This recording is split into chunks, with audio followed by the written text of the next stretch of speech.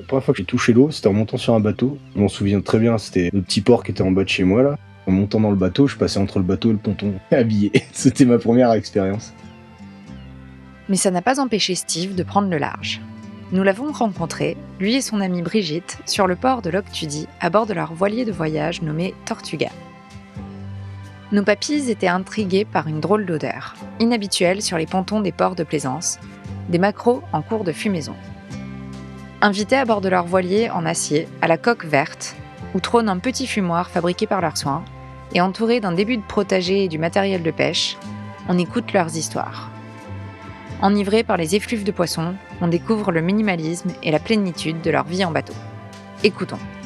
Je m'appelle Steve, moi je viens du Var, Saint-Raphaël. J'ai grandi là-bas jusqu'à 22 ans et après j'ai voyagé en France, j'ai fait le compagnonnage et après j'ai rencontré Brigitte et on a continué à voyager un petit peu et on a acheté notre premier bateau il y a 4 ans et depuis ce moment-là on est en mer, quoi. Enfin on est en mer. On est dans le milieu maritime on va dire. Ça fait 1 an qu'on est parti vraiment en voyage. Ouais, j'ai eu mon premier contact avec l'océan. J'étais dans les Côtes d'Armor, à Saint-Brieuc. Et à partir de là, je suis resté sur l'Atlantique. J'ai rencontré Brigitte qui avait sa famille sur l'île de Ré, donc j'ai passé beaucoup de temps là-bas. Après, par les voyages, les rencontres, puis le hasard de la vie, on en est venu à s'intéresser à la voile, au bateau. Brigitte a fait la première traversée de l'Hermione jusqu'aux États-Unis. On venait de se rencontrer d'ailleurs quand elle a commencé à faire les formations et tout. Et ça nous a intéressé un peu plus déjà au milieu de la voile. Moi j'avais fait un peu de voile quand j'étais gamin, comme j'ai grandi au bord de mer. Et je connaissais le milieu de la mer à ce moment-là parce que j'étais sauveteur en mer. J'ai fait ça pendant 6 ans. Mais on connaissait pas trop le milieu de la voile en fait. Et du coup on a commencé à s'y intéresser. On a toujours été intéressé par le voyage. Et en fait la mer ça nous intéressait bien parce que le bateau, c'est un moyen de locomotion écologique. Comme on navigue avec l'air, c'est plutôt intéressant à ce niveau-là, quoi. Même si on utilise un peu de gasoil de temps en temps, on n'a pas la consommation d'une 205, quoi. On avait des envies vraiment de voyager de façon écologique et d'avoir le moins d'empreintes possible. Moi, j'aime pas prendre l'avion, je le prends vraiment... je l'ai pris quelques fois, mais c'est vraiment en cas exceptionnel, sinon j'aime pas ça. Quitte à voyager, autant que le but, ce soit pas la destination, mais plutôt le trajet. On a eu l'occasion de rencontrer des gens qui vivaient sur un bateau, qui nous ont donné envie d'en avoir un, et on a eu l'occasion d'en acheter un. Et du coup, on s'est lancé comme ça, sans rien savoir. Maintenant, on est là. Maintenant, c'est devenu notre mode de vie, quoi. Comment tu décrirais la mer à quelqu'un qui ne l'a jamais vue ? Je dirais la mer, c'est grand, ça mouille, et c'est un peu salé quand tu la goûtes. Après, c'est dur à décrire. Tu peux pas, je pense, décrire. Tu peux décrire juste ce que tu vois. Alors, si tu décris ce que tu vois, c'est une grande étendue bleue. Après, pour décrire ce qu'il y a dedans, je connais pas tant que ça, tu vois, donc je sais pas. C'est comment la vie à bord ? Sereine. C'est vraiment ça. Libre et sereine. On l'a choisi, déjà, c'est ça. On a une idée de ce qui peut nous attendre au niveau des contraintes. Mais c'est quand même plus d'avantages, je trouve. C'est des contraintes au niveau du confort, c'est des contraintes au niveau des déplacements. C'est sûr que quand tu es sur un bateau, tu peux pas aller où tu veux, dépendant de la météo. C'est pas toujours agréable d'ailleurs. C'est que dans les films où on voit les bateaux là, qui se baladent, où il fait beau et que tu te balades et tout, mais sinon ça bouge tout le temps, les gens sont malades, c'est des espaces très restreints. Mais en même temps, on a un jardin qui est immense, quoi. C'est ça qui est cool. On a la liberté aussi de bouger un peu où on veut, mine de rien. Où on veut, enfin, en tout cas, là où il y a de l'eau, quoi. Et à cette profondeur. Sinon, on peut pas. Mais il y en a qui aiment pas du tout. Parce que, du coup, ils ont pas internet, et puis ils ont pas de réseau, ils ont pas la sécurité d'avoir un truc dur à côté, mais quand on sait qu'un bateau, c'est fait pour ça, je veux dire, on sait qu'on est... L'endroit où on est le plus en sécurité, c'est un bateau en pleine mer. On se sent bien, quoi. On se sent juste... libre, tranquille, loin de tout. Et être en bateau, ça a influencé ton rapport à l'océan ? Ah bah ouais, ça complètement. Quand t'es sur Terre, il y a des choses que tu vois pas. Quand t'es en mer, surtout en plus quand tu fais du hauturier, quand t'es en pleine mer, tu vois des choses que t'imaginais pas voir en pleine mer. Entre l'Irlande, quand on est descendu, là, entre l'Irlande et la France, on a vu des bouteilles d'orangina. en plein milieu de l'eau. Mais en plein milieu, enfin, je veux dire, on était à peut-être 200 000 de la côte la plus proche, quoi. Et tu vois une bouteille d'orangina, tu dis qu'est-ce que ça fout là, quoi. C'est bizarre. J'imagine que c'est un pêcheur ou ou ça vient peut-être de la terre, mais je sais pas comment elle est arrivée là.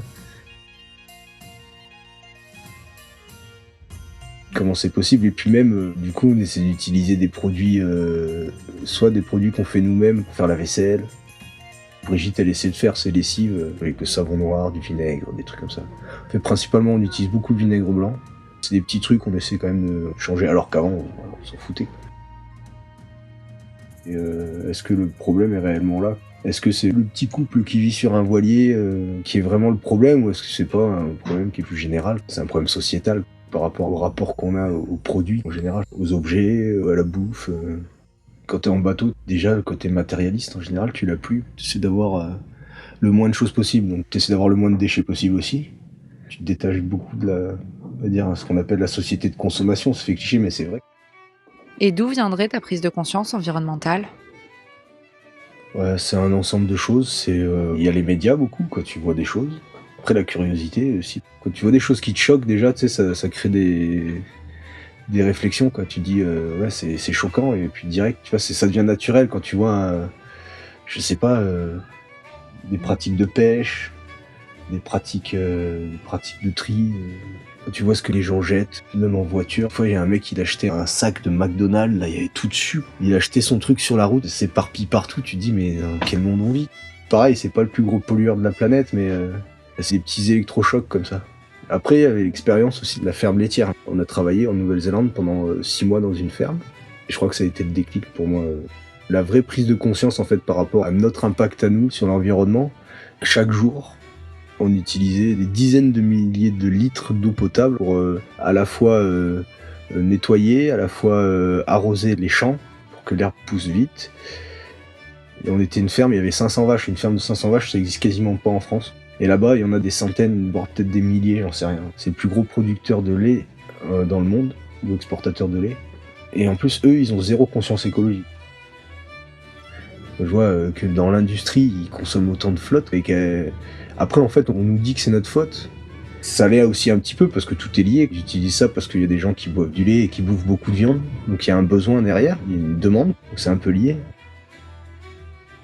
C'est pas nos actes directs qui ont une incidence, je pense, sur tout ça. Je veux dire, on ferme le robinet, mais par contre, on est capable de bouffer de la viande à tous les repas. Ou boire du lait tous les jours. Alors que si on laissait l'eau du robinet ouverte quand on se lavait les dents, mais qu'on mangeait pas trop de merde ou trop de trucs issus de ces industries, ça aurait peut-être plus d'impact sur l'environnement qu'on le pense. C'est presque malsain, on fait culpabiliser sur des choses, et derrière, on nous montre pas les vrais problèmes, je pense. Il y a des gens qui crèvent de faim dans le monde, mais on est capable de produire plus de bouffe que jamais. Ça sert à rien de rire, les vaches qu'on arrose. C'est ça, par exemple. Qu'est-ce qui nous empêche de vivre plus simplement? Pour moi, le problème vient de l'industrie. Parce que s'il y avait des paysans, des citoyens paysans ou des citoyens marins qui pêchent là pour avoir leur poisson, et la seule viande que tu manges, ben, c'est ton poisson, tu vois, je veux dire. Les choses, elles seraient plus simples. On a rencontré, on était allé à Madagascar en bateau, là, on avait fait la côte malgache, on est passé dans quelques villes, et on est passé dans beaucoup de villages de pêcheurs. Pour te donner un exemple, on a fait Madagascar, Afrique du Sud. On a fait la traversée, on voit personne, on arrive en Afrique du Sud, et là, la première chose qu'on s'est dit, ces gens sont malades. En fait, ils étaient tous gros. Et on quitte un pays où les mecs, ils avaient tous des tablettes de chocolat. Mais vraiment, ils sont tous en super santé, ils bougent beaucoup, c'est tous des marins. Enfin, en tout cas, nous, on a fait que le bord de mer, donc c'est tous des marins, ils font de la pirogue, ils vont pêcher, ils rament, ils mangent sainement. Ils sont tous beaux. J'osais même pas me mettre en t-shirt. Et en Afrique du Sud, donc c'est de l'autre côté du canal du Mozambique, et bah c'est que des gros. C'est que des gros. Et c'est horrible. Tu les vois manger au petit-déj. En plus, on avait le bateau qui était à un quai en face d'un restaurant. Les mecs, au petit-déj, ils s'envoyaient du gros bacon, là, avec des hamburgers, des fois. Enfin, c'était hallucinant, quoi. Avec des frites et tout. À ton avis, c'est quoi l'enjeu principal auquel fait face l'océan aujourd'hui? Je pense que le plus gros, c'est le plastique. Pour moi, en tout cas. Le plastique, il y en a partout. Il y en a partout. Vraiment partout. Même quand tu descends sous l'eau, tu te dis à 10 mètres de profondeur, je vais être tranquille. Tu te dis le plastique, ça flotte. T'imagines la bidon qui flotte, mais en fait, je pense qu'on se rend pas compte qu'il y en a vraiment partout. De toute façon, ça se voit, moins de tempêtes qu'il y a, Tu retrouves du plastique partout. On faisait ça avec Brigitte, premier encart. Je l'emmène sur l'île Dieu. Non, pas l'île Dieu. Non, c'est Noirmoutier. Il y avait une tempête ce soir-là, on avait mis la tente sur la plage. On l'avait accroché à des arbres. On a passé une super nuit sur la plage. Et le lendemain, en fait, on s'est réveillé. La seule chose qu'on a fait, c'est qu'on a pris les sacs poubelles, on a ramassé des plastiques, on a rempli 6 sacs poubelles, je crois, de plastoc sur une petite plage. La plage, elle devait faire 200 mètres. C'est un des plus gros problèmes. Et c'est pas les pays africains, comme beaucoup le disent, qui polluent la mer. C'est pas les plus gros consommateurs de plastique. Il y en a qui te diront ouais c'est sale. On avait une belle sœur qui habitait à Mayotte là. Elle dit ouais le problème c'est qu'ils sont sales. Ils prennent une canette, la jettent dans la rue, ils font un feu. J'ai envie de lui dire ouais mais en même temps c'est pas le pauvre petit Maoré là qui habite sur son île à qui on a foutu une bouteille de coca dans la main là qui est responsable du continent de plastique qui est au milieu du Pacifique. Je suis désolé, c'est pas l'Afrique. L'Afrique, c'est le continent qui pollue le moins dans le monde, je pense, clairement. Avec l'Antarctique. Et... oui, il pollue encore moins, mais il y a personne aussi. Il y a un événement en lien avec la mer qui t'a particulièrement marqué ? En lien avec la mer ? Ouais. J'ai assisté quand j'étais gamin, en bas de chez moi, à l'échouage d'un navire de migrants. Ouais. C'est en lien avec l'océan, ça aussi. Et ça m'a marqué, ça. On était à l'école primaire, hein, on était des gamins. Hein, et on habitait dans un petit quartier, là, à 400 mètres de la plage. Et en fait, sur cette plage-là, il y a un bateau qui s'est échoué avec des centaines de migrants qui venaient des Kurdes. C'était des Kurdes. Ouais. Ça, c'est assez marquant quand tu vois ça. Parce que quand tu le vois à la télé, tu te rends pas compte, quoi. Un vieux bateau, un cargo, un genre de bateau de pêche, là, un gros bateau, mais bondé de monde. Le bateau il devait faire, je dirais comme ça, à vue d'œil, une quarantaine de mètres de long. Le bateau était échoué sur les rochers, c'est une côte très découpée comme ça. Il gitait quoi, il était posé dessus.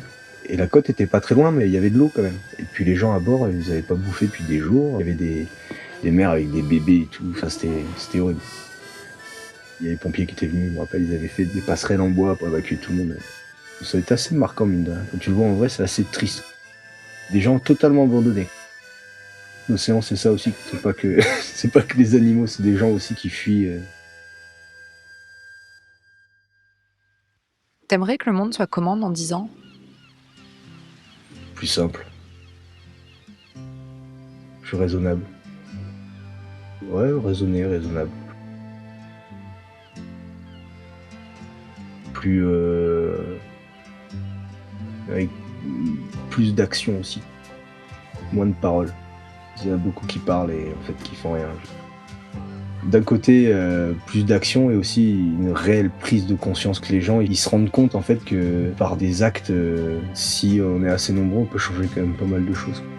Le problème c'est, je sais pas si les gens sont prêts à abandonner un certain niveau de vie pour vivre comme un Africain par exemple. Je pense pas que, même nous, on n'est pas prêts. Hein. On a quand même un niveau de vie par rapport à un Africain qui est quand même hyper élevé, même si on est sur une coque. On tend vers ça en tout cas. On essaie de tendre vers ça petit à petit. Peut-être dans 10 ans, on y arrivera. Nous, si on fait ça, on sera des chanceux. Je sais pas si on peut faire comprendre ça à quelqu'un qui vit dans une grosse ville et en fait, il est obligé de bosser 40 heures par semaine, 50 heures par semaine pour subvenir en fait à son rythme de vie. Il y a des gens qui voudront jamais changer leur vie pour quelque chose d'un peu moins décadent. Ils sont dans un schéma qui est déjà tracé en fait, mine de rien, même s'ils disent qu'ils choisissent leur vie, c'est quand même tracé. C'est de l'ambition, c'est l'accumulation de richesses, de biens, que ce soit des biens immobiliers, des biens matériels. Ils diront toujours oui, mais on a le choix. Si je veux le faire, je le fais parce que je suis libre de le faire. Mais ils se rendent pas compte qu'ils font fonctionner un système quand même qui détruit la planète. Principalement les océans, je pense.